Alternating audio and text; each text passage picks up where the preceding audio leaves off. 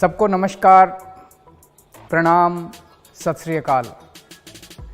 Hello नमस्कार दोस्तों, दिल्ली के प्रादेशिक समाचार के स्टूडियो में आप सभी का बहुत बहुत स्वागत है। दोस्तों यहाँ पर आपको देखने को मिलेगा दिल्ली से जुड़ी सारी बड़ी खबरें, मुख्य समाचार, ब्रेकिंग न्यूज अपडेट के रूप में, इसलिए वीडियो को शुरू से अंत तक जरूर देखिएगा।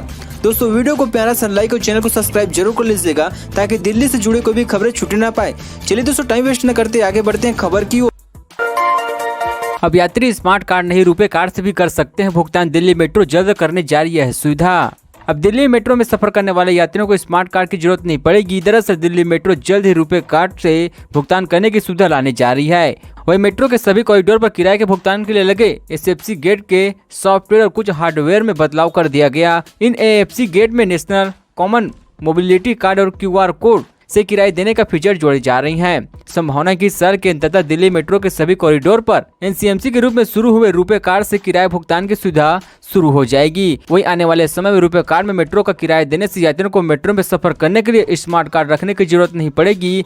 यही नहीं, रुपए डेबिट कार्ड से ही किराया भुगतान भी हो सकेगा। बता दें कि फिलहाल मौजूदा समय में दिल्ली में यह सुविधा सिर्फ एयरपोर्ट एक्सप्रेस लाइन पर मौजूद है। इन मेट्रो लाइन पर यह सुविधा 28 दिसंबर 2020 को शुरू की गई थी, लेकिन अब दिल्ली मेट्रो के अन्य 8 कॉरिडोर पर एक साथ यह सुविधा लागू कर दी जाएगी।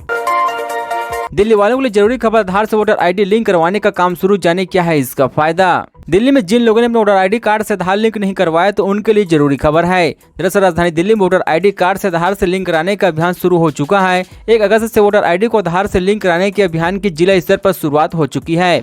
6B को भी लॉन्च कर दिया गया। दक्षिण पश्चिम जिले में सोमवार को इस मौके पर एमसीडी इलेक्शन अनुपम चक्रवर्ती अन्य अधिकारी भी मौजूदगी में कार्यक्रम हुआ है। वहीं इस मौके पर जिले के अधिकारी के साथ साथ अलग राजनीतिक पार्टी के प्रतिनिधि भी मौजूद रहे। जबकि दक्षिण पश्चिम जिले के डीएम हेमंत कुमार ने कहा कि इस अभियान का मकसद मतदाता सूची में अपग्रेड करना है। ऐसा करने से मतदाता के 2 जगहों पर वोट करने की समस्या का समाधान हो जाएगा। दिल्ली हावड़ा रेल मार्ग पर आज रहेगा ब्लॉक। दादरी में मंगलवार को 8 घंटे होगा काम। देश के सबसे बड़े व्यस्त रेल मार्ग में से एक दिल्ली हावड़ा रेल मार्ग मंगलवार को 8 घंटे के लिए बंद रहेगा। इससे पैसेंजर एक्सप्रेस और मालगाड़ी ट्रेनों की आवाजाही भी बाधित रहेगी।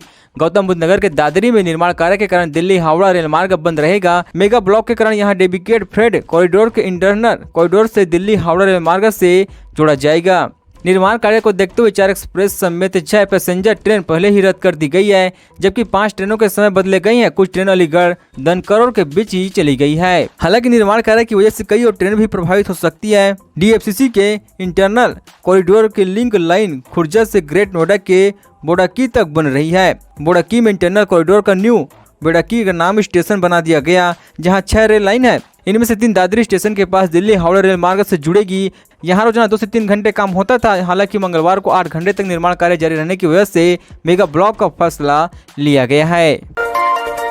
दिल्ली एनसीआर में आज दिन भर जारी रहेगा बादलों की लुका छुपी बारिश की संभावना। जाने मौसम का लेटेस्ट अपडेट। दिल्ली एनसीआर में इन दिनों लोगों को भीषण गर्मी से राहत मिली है। फिलहाल तापमान में मामूली सी गिरावट आ चुकी है। कई दिनों से दिल्ली एनसीआर में हल्की बारिश भी होती रही, जिसकी वजह से मौसम में बदलाव हुआ है। वहीं भारतीय मौसम विज्ञान विभाग के मुताबिक दिल्ली में आज 2 अगस्त को भी हल्की बारिश होने की संभावना है। इस दौरान बादलों का आवाजाही जारी रहेगा और बीच बीच में हल्की बौछार भी पड़ने की संभावना है। दिल्ली में बारिश की वजह से तापमान में भी गिरावट दर्ज की गई है और आज न्यूनतम तापमान 25 डिग्री सेल्सियस और अधिकतम तापमान 33 डिग्री सेल्सियस रहने के अनुमान जताए गए हैं। अब सरकारी स्कूलों में अंग्रेजी सिखाएगी दिल्ली वाली। इस तारीख से हो सकती है कोर्स की शुरुआत। दिल्ली के सरकारी स्कूलों को अंग्रेजी सिखाने का केंद्र बनाया जाएगा।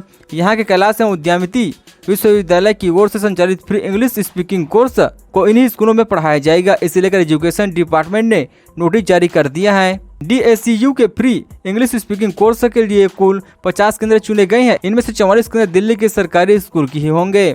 Delhi skill and entrepreneur university द्वारा इस फ्री इंग्लिश स्पीकिंग कोर्स की शुरुआत की तारीख विषय में अभी पक्की जानकारी प्राप्त नहीं हुई है, पर ऐसा अटकलें कि कोर्स 21 अगस्त से शुरू हो सकते हैं।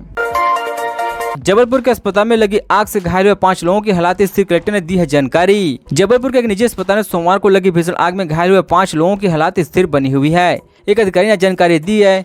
दमो नाका के पास न्यू लाइफ स्पेशलिस्ट अस्पताल में सोमवार दोपहर को हुए हादसे में 4 महिलाओं सहित 8 लोगों की हताहत हो गई थी और 5 लोग घायल हो गए थे। जबलपुर के जिलाधिकारी इलया राज टी ने बताया कि यहाँ सरकारी मेडिकल कॉलेज में इलाज करा रहे 2 लोगों सहित 5 लोग की हालत गंभीर बताई जा रही है। उन्होंने सोमवार को कहा था कि 5 लोगों में से 2 की हालत गंभीर बनी हुई है और उन्हें जबलपुर के सरकारी मेडिकल कॉलेज के आईसीयू में भर्ती कराया गया। अस्पताल में लगी आग से मरने वालों में अस्पताल के 3 कर्मचारी और 2 मरने वालों की पहचान 23 वर्षीय महिला जाटव, 24 वर्षीय स्वाति वर्मा और 30 वर्षीय वीर सिंह के रूप में हुई है। 4 अन्य मृतकों की पहचान 82 वर्षीय दुर्गेश सिंह, 19 वर्षीय तन्मय विश्वकर्मा, 26 वर्षीय सोनू यादव और 55 वर्षीय अनुसुईया यादव के तौर पर हुई है, जबकि एक महिला की पहचान अभी तक नहीं हो सकी है। मुख्यमंत्री शिवराज सिंह चौहान ने जबलपुर के संभागीय आयुक्त को हादसे की जांच करने का निर्देश दिया गया था। डीयू में टीचर स्टूडेंट रेशियो दुरुस्त करने के लिए बनी कमेटी पर उठे सवाल, जाने क्या है इसका मामला। दिल्ली विश्वविद्यालय ने एक आधिकारिक सूचना जारी की जिसके अंतर्गत विशेष कमेटी का गठन किया गया है। कमेटी का गठन प्रैक्टिकल व ट्यूटोरियल के लिए शिक्षक छात्र अनुपात, छात्र समूह के आधार से संबंधित प्रावधानों का अध्ययन, चर्चा और पुनरीक्षण करने के लिए किया गया है। प्रोफेसर प्रकाश सी, निदेशक DUAC को इस कमेटी का चेयरमैन बनाया गया है। विश्वविद्यालय ने इस कमेटी में जिन सदस्यों को शामिल किया उनमें से professor K Ratnabali law centre, professor Ashok Kumar Prasad, विभाग रसायन शास्त्र के सदस्य प्रोफेसर आशुतोष भारद्वाज, विभाग भौतिकी और खगोल भौतिकी प्रोफेसर राजीव अग्रवाल, प्राचार्य देशबंधु कॉलेज डॉक्टर भुवन झा, सत्यवती कॉलेज शामिल है। दिल्ली विश्वविद्यालय के समक्ष प्रश्न खड़ा करते हुए विश्वविद्यालय शिक्षा संघ की पूर्व पदाधिकारी व दिल्ली विश्वविद्यालय में प्रोफेसर आभादेव का कहना कि क्या यह एक अच्छी पहल है। ऐसी छोटी समिति में शिक्षकों प्रतिनिधि क्यों नहीं है। समिति के अधिकांश सदस्य प्रकाश है और इसलिए वे अन्य विचारों से निर्देशित होंगे। अल जवाहिरी की मौत का अफगानिस्तान ने लिया है बदला, SI के करीबी पाकिस्तानी कमांडर सरफराज का हेलीकॉप्टर उड़ाया। अलकायदा का सरगना अयमान अल जवाहिरी का खात्मा अमेरिकी ने कर दिया है।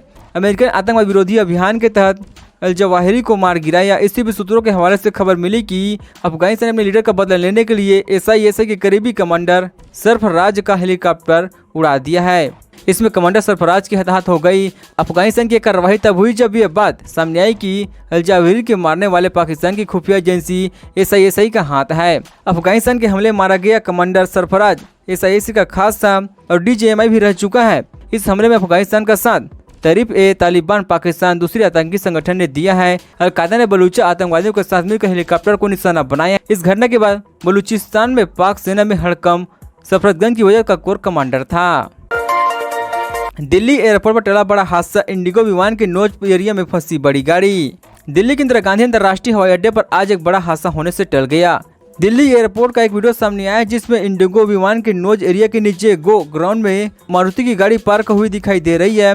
बता दें कि इंडिगो एयरलाइंस पर यह विमान दिल्ली के पटन के लिए उड़ान भरने वाला था। इस घटना को लेकर एयरपोर्ट अधिकारी और इंडिगो एयरलाइन की ओर से अभी तक कोई जानकारी सामने नहीं आई है। अस्पताल से चेकअप के बाद लौटते वक्त चटर्जी के ऊपर एक महिला ने फेंकी चाय। पश्चिम बंगाल SSC स्कैम में ईडी की जांच का सामना कर रहे राज्य के पूर्व मंत्री और पार्थ चटर्जी के ऊपर एक महिला ने गुस्से में चाय फेंक दी। ये बाकायदा उस वक्त तक है जब वे पार्थ चटर्जी अस्पताल से निकल रहे थे। महिला भी अस्पताल में अपना इलाज कराने के लिए आई हुई थी। चप्पल फेंकने वाली महिला SI जो का अस्पताल में इलाज के लिए आई हुई थी। उसके बाद वह नंगे पांव वापस लौट गई। गुस्साई महिला ने कहा कि उसने जो भी किया है वह बिल्कुल ठीक किया है। दूसरी तरफ ईडी के अधिकारी ने बताया कि पश्चिम बंगाल के गिरफ्तार किए गए मंत्री पार्थ चटर्जी पूछताछ प्रवर्तन निदेशालय के साथ सहयोग नहीं कर रही हैं। उन्होंने बताया कि चटर्जी के कथित स्कूल भर्ती घोटाले की जांच के संबंध में ईडी के ज्यादातर सवालों का जवाब नहीं दिया गया है। ईडी अधिकारी के मुताबिक तृणमूल कांग्रेस से निलंबित किए गए नेता चटर्जी पूछताछ के दौरान ज्यादातर वक्त चुप रहे। चटर्जी ने शुक्रवार को कहा था कि वह साजिश का शिकार हुआ है। उन्हें खुद को निलंबित करने के TMC के फैसले पर नाखुशी भी जताई थी। पेट्रोल डीजल के ताजा रेट अपडेट, जाने दिल्ली, MP और राजस्थान तक तमाम राज्यों के प्रमुख शहरों में आज क्या है तेल का ताजा रेट। अंतर्राष्ट्रीय बाजार में कच्चे तेल के दाम में उतार चढ़ाव के बावजूद राष्ट्रीय बाजार में पेट्रोल डीजल की कीमतों में 70 दिनों से ज्यादा का समय कोई बदलाव नहीं हुआ है। भारतीय ऑयल मार्केटिंग कंपनी ने 3 अगस्त बुधवार को सुबह 6 बजे जारी की गई वाहन ईंधन की कीमतें आज भी स्थिर बनी हुई है, यानी तेल पर महंगाई से आम आदमी को आज भी राहत मिली है। गौरतलब है कि आखिरी बार पेट्रोल की कीमत में 21 मई को बदलाव किया गया था, तब से तेल के दाम स्थिर बने हुए हैं।